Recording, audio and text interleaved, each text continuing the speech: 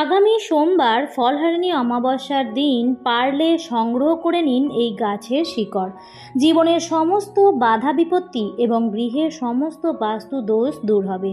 মা কালীর আশীর্বাদে আপনার পরিবার ভরে উঠবে সুখ, শান্তি এবং সমৃদ্ধিতে। নমস্কার বন্ধুরা, ভক্তিমূলক কথা চ্যানেলে জানাই আপনাদের সকলকে স্বাগত। বন্ধুরা, আশা করছি ঈশ্বরের আশীর্বাদে আপনারা প্রত্যেকেই ভালো আছেন এবং সুস্থই আছেন। চলুন বন্ধুরা, এবার বিস্তারিত আলোচনায় আসা যাক। পঞ্জিকা মতে 2025 সালের ফলহারিণী অমাবস্যা পালিত হচ্ছে বাংলার 11ই জ্যৈষ্ঠ, ইংরেজির 26শে মে সোমবার দিন। পঞ্জিকা মতে ফলহারিণী অমাবস্যা 2025-এর অমাবস্যার তিথি শুরু হবে বাংলার 11ই জ্যৈষ্ঠ, ইংরেজির 26শে মে সোমবার সকাল 11:03 থেকে এবং অমাবস্যা তিথি শেষ হবে পরের দিন 27শে মে 2025 মঙ্গলবার সকাল 8:13 মধ্যে। বন্ধুরা, শাস্ত্রে কিন্তু বছরের 12টি অমাবস্যার মধ্যে প্রত্যেক অমাবস্যারই বিশেষ গুরুত্ব রয়েছে, কিন্তু এর মধ্যেও 3টি অমাবস্যা অত্যন্ত বেশি গুরুত্বপূর্ণ। মাঘ মাসে যে অমাবস্যাটি আমরা পেয়েছিলাম সেটি হলো রটন্তী অমাবস্যা। এই দিন সাধু সন্ন্যাসীরা বিশ্বের মঙ্গলার্থে পূজা অর্চনা করে থাকেন, আর এরপরই জ্যৈষ্ঠ মাসে অনুষ্ঠিত হয় ফলহারিণী অমাবস্যা। সংসারের মানুষেরা সংসারের মঙ্গল কামনায় পূজা অর্চনা করে থাকেন এই দিন। আর এরপর হলো দীপান্বিতা অমাবস্যা। এই দিন মহাকালী মানুষের মনের অন্ধকারকে দূরে সরিয়ে ভবিষ্যৎকে আলোকিত করে দেয়। এর ফলে মানুষের মনে নতুন আলোর কিরণ জন্মাতে শুরু করে। তবে বন্ধুরা, আজকের ভিডিওতে আমি আলোচনা করব এই ফলহারিণী অমাবস্যায় মনস্কামনা পূরণের জন্য বিশেষ কিছু উপায় বা টোটকার কথা, যেটা আপনারা করে দেখুন, অত্যন্ত ভালো বেনিফিটস পাবেন। বন্ধুরা, আজকের ভিডিওতে বলা প্রত্যেকটি উপায় অত্যন্ত ফলপ্রদায়ী এবং কার্যকরী। তাই বন্ধুরা, ভিডিওটি সম্পূর্ণ শেষ পর্যন্ত দেখুন এবং দেখার পর যদি ভালো লাগে তাহলে অবশ্যই লাইক, কমেন্ট এবং শেয়ার করে অন্যদের জানার সুযোগ করে দিন, কারণ ফলহারিণী অমাবস্যার বেশি দিন বাকি নেই। তাই ভিডিওটি পেলে প্রত্যেকেই উপকৃত হবেন এবং অবশ্যই কমেন্টে লিখবেন জয় মা কালীর জয়। বন্ধুরা, প্রথমেই বলি, এই অমাবস্যার দিন গঙ্গা বা কোনো পবিত্র নদীতে স্নান করা অত্যন্ত ভালো। বন্ধুরা, প্রথমেই বলি, এই অমাবস্যার দিন গঙ্গা বা কোনো পবিত্র নদীতে স্নান করা অত্যন্ত ভালো। এই দিন ভক্তরা নিজের নিজের মনস্কামনা পূরণের জন্য মাকে যে কোনো মরশুমি ফল নিবেদন করে থাকেন এবং মনস্কামনা পূরণ না হওয়া পর্যন্ত এই ফল 1 বছর খাওয়া চলে না। এরপর বন্ধুরা, আমি প্রথম যে উপায়টি বলবো তা হলো, বন্ধুরা যারা হয়তো ব্যবসা করছেন কিন্তু ব্যবসায় লাভের মুখ দেখতে পারছেন না, বা যে কোনো কাজেই যাচ্ছেন সেই কাজেই প্রচণ্ড পরিমাণে বাধা আসছে, তারা এই অমাবস্যার দিন, এই অমাবস্যা তিথিতে সন্ধেবেলায় এই উপায়টি অবশ্যই করবেন। সন্ধেবেলায় অমাবস্যা তিথি পড়ার পর স্নান সেরে শুদ্ধ বস্ত্র পরে ঠাকুর ঘরে চলে আসবেন। এই উপায়টি করবার জন্য আপনাদের লাগবে একটি সাদা কাপড়ের টুকরো, আর লাগবে একটি সাদা কড়ি আর একটি ছোট চুম্বকের টুকরো। কড়ি দিয়ে বন্ধুরা যে কোনো উপায় বা টোটকাই অত্যন্তই কার্যকরী হয়। এবার বন্ধুরা, এই প্রত্যেকটি জিনিসকে সাদা কাপড়ের মধ্যে ভালো করে মুড়ে নেবেন। এরপর এটিকে ভালো করে লাল সুতো দিয়ে বেঁধে নেবেন এবং তারপর এটি আপনার ঠাকুর ঘরে মা কালী বা মা তারার যে আলেখ্য আছে তার চরণের কাছে রেখে দেবেন। এটি অমাবস্যা সারা রাত থাকবে এবং সারা দিন একইভাবেই মায়ের চরণের কাছে থাকবে। পরের দিন অমাবস্যা তিথি কেটে গেলে সেটিকে মায়ের চরণের কাছ থেকে তুলে নেবেন এবং সেটিকে আপনি রাখতে পারেন আপনার ব্যবসার স্থলে, যেখানে আপনার টাকা পয়সা রাখেন সেই স্থানে, অথবা আপনি রাখতে পারেন আপনার মানি ব্যাগে বা পার্স ব্যাগে। আর যারা গৃহী লোক অর্থাৎ যারা ব্যবসার সঙ্গে যুক্ত নন, তারা রাখবেন আর তাদের ঘরের আলমারির লকারে, যেখানে টাকা পয়সা বা দামি জিনিসপত্র রেখে থাকেন সেখানে। দেখবেন চুম্বকের মতো অর্থ ও সুযোগ ও সৌভাগ্যকে আকর্ষণ করবে।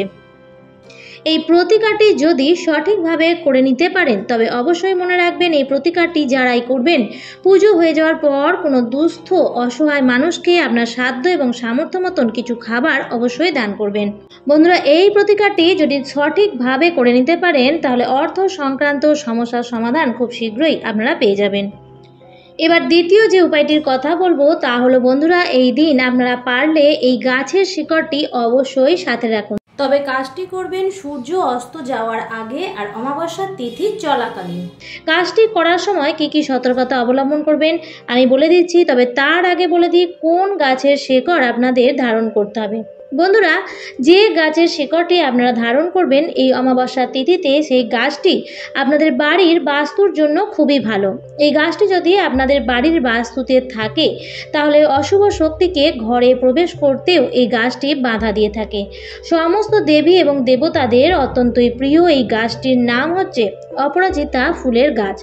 অপরাজিতা ফুল সাধারণত দুটি রঙের হয়, নীল এবং সাদা। শ্বেত অপরাজিতা ফুল গাছের শিকড় অত্যন্ত গুরুত্বপূর্ণ। এই গাছের শিকড় আমাদের জীবনে নানা প্রকার সমস্যার সমাধান করতে পারে। জীবনের নানান সমস্যায় জেরবার হয়ে আমরা অনেক সময় সেই সমস্যাগুলি থেকে রক্ষা পাওয়ার জন্য আমরা নানা প্রকার গ্রহরত্ন ধারণ করে থাকি, যেগুলি মূল্যবান তো হয়ই, তার সাথে সাথে সেই জিনিসটি আপনি সঠিক পেয়েছেন কিনা তার ওপরও সংশয় থাকে। কিন্তু যদি নিজের হাতে কোনো গাছের শিকড় ধারণ করেন তাহলে সেই জিনিসটি আপনি 100% খাঁটি পেলেন। এই কাজটি করার আগে আপনারা স্নান সেরে শুদ্ধ বস্ত্র পরে নেবেন। এরপর সাদা অপরাজিতা ফুল গাছের শিকড় সংগ্রহ করে আনবেন। তবে বন্ধুরা, শিকড় সংগ্রহ করার সময় লক্ষ্য রাখবেন গাছটির যেন কোনো ক্ষতি না হয়ে যায়, তাহলে কিন্তু হিতে বিপরীত হবে। তবে বন্ধুরা, কাজটি আপনি লোক চক্ষুর অন্তরালে করবেন যাতে কেউ আপনাকে দেখতে না পায়। এবার আপনি সেই 1 ইঞ্চি বা 2 ইঞ্চির মতো ছোট শিকড়ের টুকরো সংগ্রহ করে আপনি আপনার ঠাকুর ঘরে চলে আসবেন। যেভাবে আপনি নিত্য পুজো দেন, সেই দিন তো বিশেষ অমাবস্যা তিথি, তাই সেই দিন বিশেষভাবে মা কালীর পুজো দিয়ে দেবেন। মা কালীর লাল জবা অত্যন্তই পছন্দের, তাই মা কালীকে লাল জবা ফুলের মালা অর্পণ করা প্রত্যেক অমাবস্যা তিথিতেই অত্যন্ত ভালো। মা কালীর চরণে লাল জবা ফুলের মালা এবং বেলপাতা অর্পণ করা অত্যন্ত ভালো। আপনি আপনার সাধ্যমতো নৈবেদ্য সাজিয়ে দেবেন এবং এই ফলহারিণী অমাবস্যাতে জ্যৈষ্ঠ মাসে যে সমস্ত মৌসুমি ফল পাওয়া যায় সেই সমস্ত ফল দেবেন এবং তার সঙ্গে 12 মাস যে ফল পাওয়া যায় সেটিও আপনি নিবেদন করবেন। তবে হ্যাঁ বন্ধুরা, এক্ষেত্রে বলে রাখি, আপনারা যে 5 ফল মাকে অর্পণ করবেন সেই 5 ফলের মধ্যে সবকটি যেন মৌসুমি ফল না হয়, অর্থাৎ 12 মাস পাওয়া যাবে এমন ফলও এই 5 ফলের মধ্যে রাখবেন। তবে 5টি ফল এমন যেন না হয় যে সেই 5টি ফল সারা বছর পাওয়াই যায় না, তাই সারা বছর পাওয়া যায় এমন ফলও মিশিয়ে দেবেন।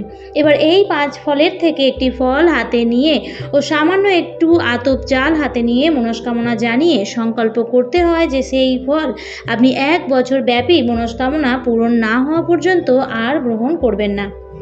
আচ্ছা, যেখানে ছিলাম এবার বলি, সেই মূলটি নিয়ে আপনারা কি করবেন। সেই মূলটি প্রথমে পরিষ্কার জল দিয়ে ধুয়ে নেবেন, গঙ্গা জল দিয়ে শুদ্ধ করে একটু লাল চন্দন মাখিয়ে মা কালীর চরণের সামনে সেই মূলটি আপনি রেখে দেবেন।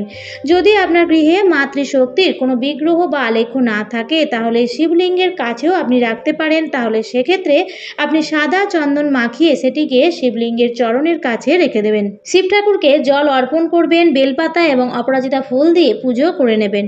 আপনার পুজো হয়ে যাওয়ার পর কিছুক্ষণ আপনি সেই মূলটিকে সেখানেই থাকতে দেবেন, অর্থাৎ ঠাকুর ঘরে থাকতে দেবেন। তারপর কিছুক্ষণের জন্য ঠাকুর ঘর ছেড়ে দেবেন। কিছুক্ষণ পর গিয়ে আপনি সেই শিকড়টি সংগ্রহ করবেন এবং সেটি একটি লাল শালু কাপড়ে ভালো করে বেঁধে লাল ধাগা দিয়ে সেই শিকড়টি আপনি ধারণ করবেন।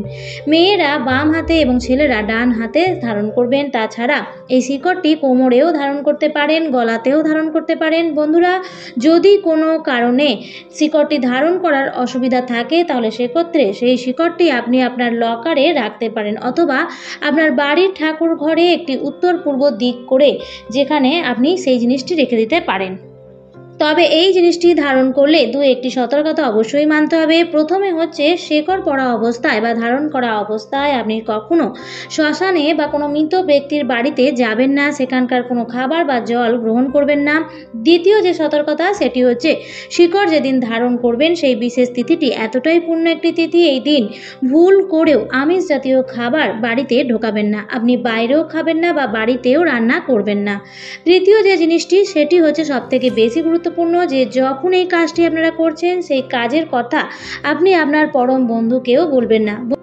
বন্ধুরা, শিকড় সবসময় গোপনে ধারণ করতে হয়, তবে বাড়ির যারা সদস্য তারা জানলে কোনো অসুবিধা নেই, তবে বাইরের কাউকে এই কথা বলার কোনো রকম প্রয়োজন নেই। তার ফলে শিকড়ের কার্যকারিতা খারাপ হয়ে যেতে পারে।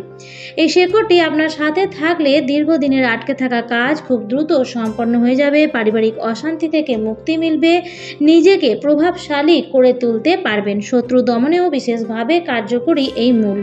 যে কাজে দীর্ঘদিন ধরে সাফল্য আসছিল না, সেই কাজেও সফলতা পাবেন। তাই বন্ধুরা, এই গাছের শিকড়টি অবশ্যই ধারণ করুন এবং সঠিক নিয়মবিধি মেনে সেটিকে রাখুন।